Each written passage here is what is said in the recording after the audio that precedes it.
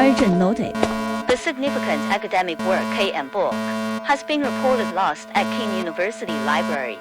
This publication holds crucial importance for MBA students' studies and research.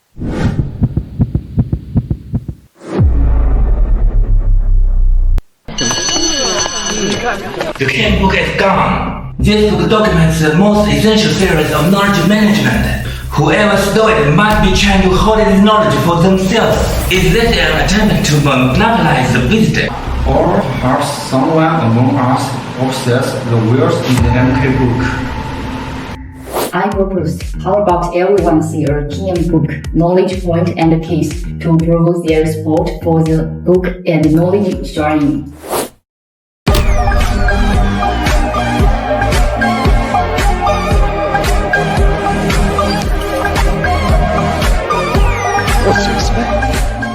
The IKW pyramid theoretical model suggests that data forms the foundation, but by itself has little value. Information is the conduct of data. Knowledge is the understanding and application of information. Wisdom is a higher level, guiding us to make the right decision. For example, when teaching a child how to ride a bike, you might tell them to pedal and use the brakes in coordination. That is information. However, they may still fall. As you assist them and they practice repeatedly, slowly they will learn to balance and judge the road condition. Knowledge is formed through this fall and persistence. Then they have truly learned how to navigate safely on the road. This is wisdom. As we can see from the sample example, although these seem to be a linear relationship from data to wisdom, in the knowledge layer, it is not a simple matter of staking information to acquire knowledge. Instead, it is generated in action and practice. This aligns with the educational theory of John Dewey. Let me share with you the real process of Boston Dynamics creating the robotic dog. You might think that the high technology is just about laboratories and algorithms. But the true smart robotic dog is created through the falling down. This robotic dog called Spot, which walks steadily, dances, and even patrols construction site. But did you know that it initially was quite clumsy? It would fall down stairs, slip in the mud, and get stuck when encountering obstacles. The team didn't keep adding new algorithm. Instead, they took it out for field practice, having it work thousands of times in forest, construction site, and even snowy weather. Fall and just fall again, just again. Every fall was a step forward. In one word, the real knowledge that works is forged through consistent practice, trial and error. It's a cooperative process that can never be monopolized. The value of knowledge management means it's never just theoretical. It demands proof through data, but behind the numbers lies a deeper truth. First principle, metrics are foundational, but not the endgame. Explicit knowledge documents process must balance with tactic, knowledge, experience, intuition. The cost of imbalance, we will see that soon. McKinsey helped an automaker piece together engineers' scattered expertise into a coherent system. By codifying solutions across 20 departments, the results 30% faster R&D cycles. Errors dropped from 17% to 3%. Annual savings 240 million. Data proved value, but the real victory is made knowledge flow. Knock was a king until it missed a blind spot. They observed over market share and margins, yet ignored the unspoken desires of fingertips getting on glass. Touch screens weren't a spread dish metric. They were a human need for intuition. Over-reliance on explicit data sacrificed tactic knowledge, and there's wrong. The answer?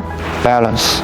Google's OKR sets boundaries 80% measurable goals, called iteration speed 20% for instructional exploration. These world-changing products emerged from that 20% of unfocused time. The ultimate question of Nokia knowledge management is never data or experience, it's how to make them coexist. In the fog of knowledge, I catch a glimpse of the future. Knowledge is like a fragment of star, woven by wisdom into an eternal treasure. And in the rush of tech knowledge, IBM's patent database stands like a lighthouse, shining a light on the bridge between hidden wisdom and a clear brilliance. It's not just a box to store things.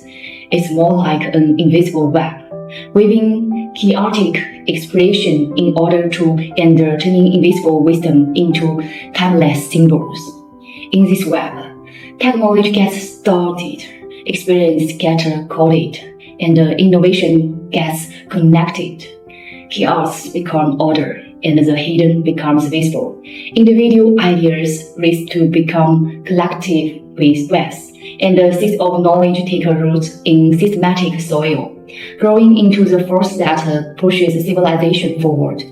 But the real wisdom isn't about piling things up. It's about seeing and using them right. Those who trust fragments will never piece together a completed star map. IBM sees the future not because it has the most stars, but because it knows how to arrange them into classification that point the way. In this game of knowledge, systematic thinking is the ultimate magic. It turns chaotic expression into listing order and transforms hidden wisdom into inheritable power. In the fog of the future, the true value of knowledge isn't how much you have, but in how you weave fragments into a galaxy that lights up the dark. On this path, IBM Lighthouse is already shining, and those who understand the systematic thinking will become the prophets of the future. Knowledge is an extremely important resource, more valuable than money. In the knowledge economy era, competitive advantages increasingly come from knowledge. Knowledge is not as tangible as money, but it can generate value for companies. For example, the core value of companies for Google, Tencent, and TikTok is not physical assets, but in their technical knowledge, data processing capability, and talent. Effective knowledge management can help companies improve efficiency and accelerate decision-making. So, does knowledge equal money? Ali organized the technical data and process from departments into middleware system, allowing new businesses to be launched as quickly as building with blocks. Previously, developing a new product used to take 6 months, but now only take 1 to 2 months. It shortens the development cycle, reduces cost, and improves efficiency. All knowledge can be seen. Not all knowledge can be written down. Some is gained through doing and practicing. For example, your sense of drawing, sports, or problem solving. These are things you can't explain, but you just know how to do. In Hivision, many senior engineers have the ability to diagnose based on the experience when debugging security equipment. The experiences were later organized through mentorship and cases reviews, allowing newcomers to grow quickly. This makes the team smarter and creates more value. Actually, in fact, I don't think knowledge needs to be shared at all. Isn't it good to hide your tech knowledge like Coda? Bullshit, Coda went bankrupt. Knowledge monopoly only leads to failure. The KM book explicitly rejects this view. Tacit knowledge also needs to flow. You are the unstolen book. You keep climbing the KM book advocates knowledge sharing.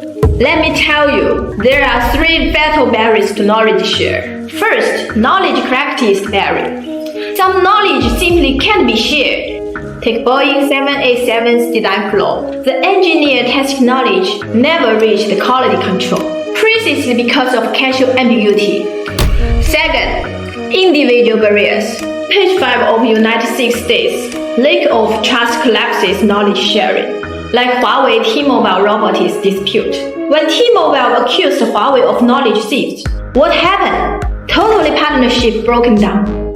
Sharing? Unprotected sharing is corporate suicide. The most ironic, organization barriers.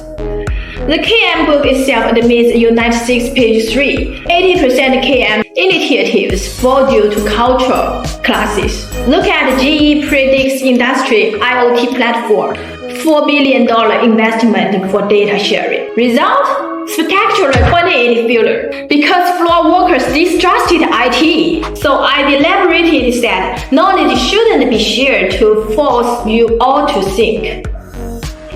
The book's final chapter clarified. Sharing requires conditions. That is, related.